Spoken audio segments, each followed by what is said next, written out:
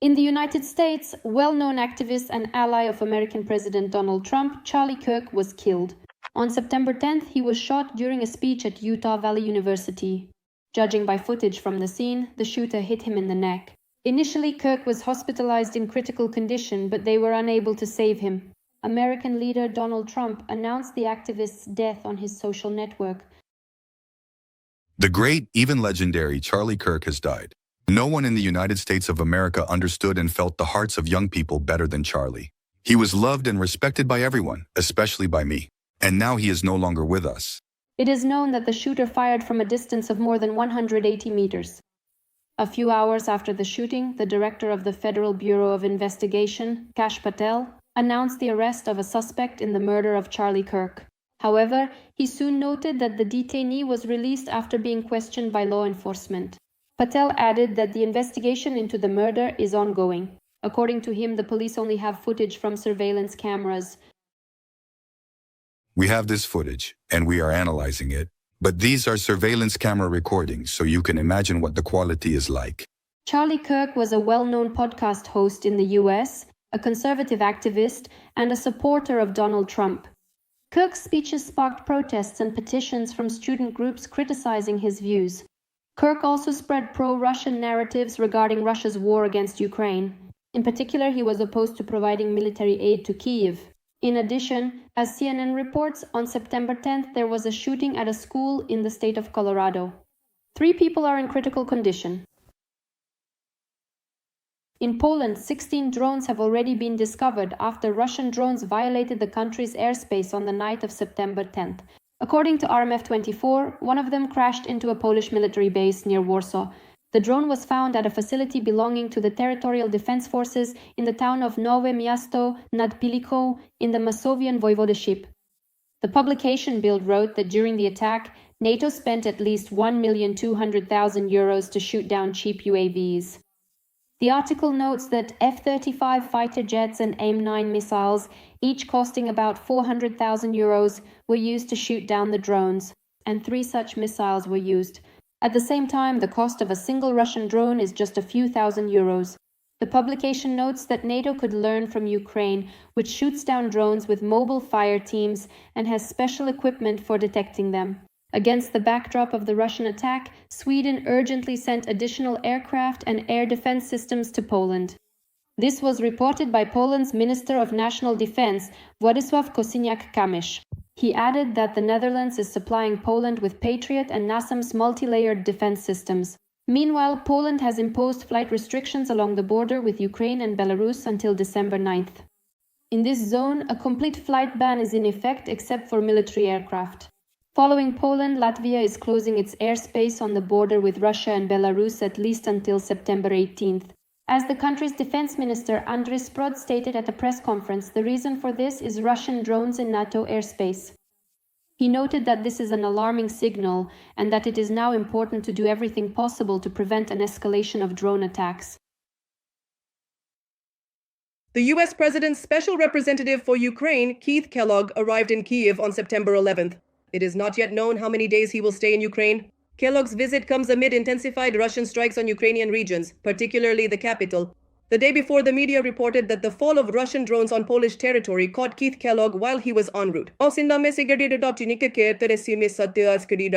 Ukrainian President Volodymyr Zelensky, at a briefing with the President of Finland, stated that the Russian drone attack on Poland and the deployment of so-called little green men in Crimea are psychologically similar. In my opinion, the scariest thing is that this attack is similar to Crimea, psychologically.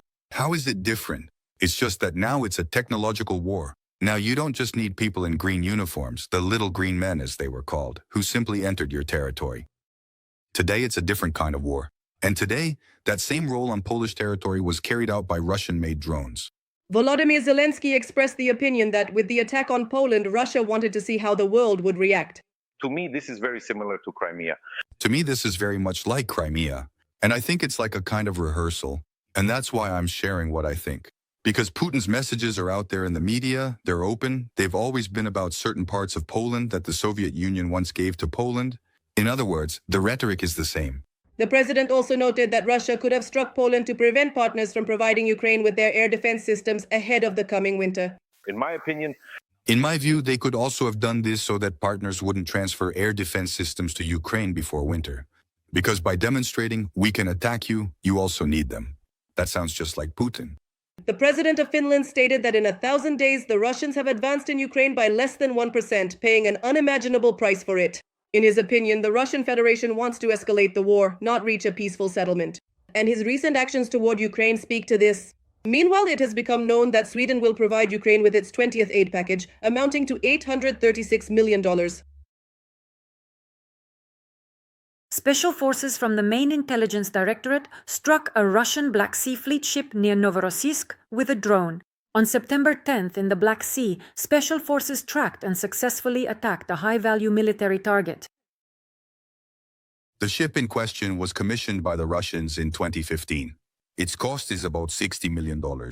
The aggressor has a total of 4 such vessels.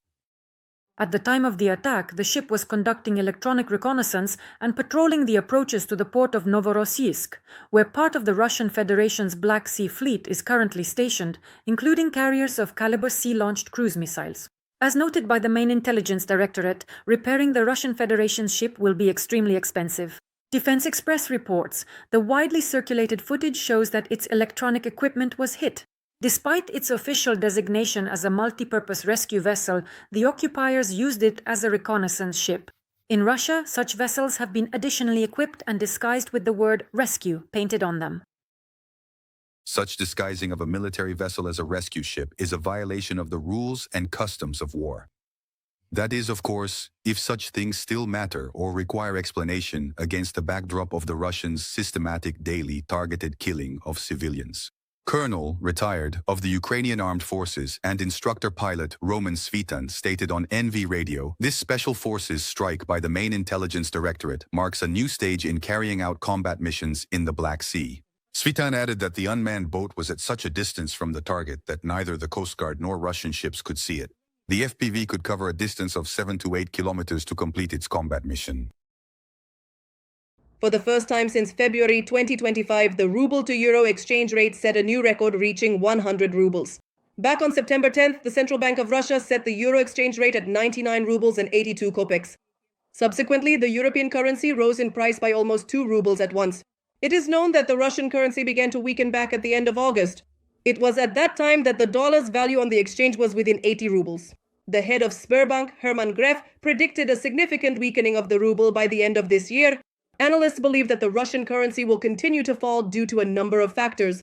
The market expects the continuation of the monetary policy easing course adopted by the leadership of the Central Bank of Russia at the beginning of the summer, and the ruble is also affected by the lowering of the key interest rate. One should not discount the impact of expectations regarding a possible decision to abolish the mandatory foreign currency revenue requirement for Russian exporters. Economic observer Vyacheslav Shiryaev stated that the economy of the Russian Federation continues to plunge into the abyss. In his opinion, it is necessary to let the ruble float freely, balance exports and imports, and give domestic producers some breathing room. if the ruble shoots up to 120, what happens to prices? They start to rise by about 1.5 times. But if the exchange rate increases by, say, 40 rubles, then, for example, prices will follow suit by 50%, let's say. But you don't have to do that. You can keep the ruble strong and, well, stimulate import growth. And as a result, at some point, your local industry gets destroyed. Economist Ladjukovsky states there is already a crisis in the Russian Federation. So far, the central bank and Rosstat have not confirmed this. Apparently, they don't want to be recognized as underground counter-revolutionaries, says the economist. The fact is that the Russian economy has been declining throughout all of 2024, and the civilian sectors have been falling since the end of 2023 and all through 2024. I have provided my own estimates on this, and according to my calculations and models, the economy has already been in decline for more than 21 months. There is a recession in everything not related to the military-industrial complex. There is a decline. And the official figures show this as well. The economic growth rate has dropped almost to zero. That's it. We've hit the wall. Meanwhile, the Bank of Russia continues to refrain from publishing a forecast for the ruble exchange rate in the medium term.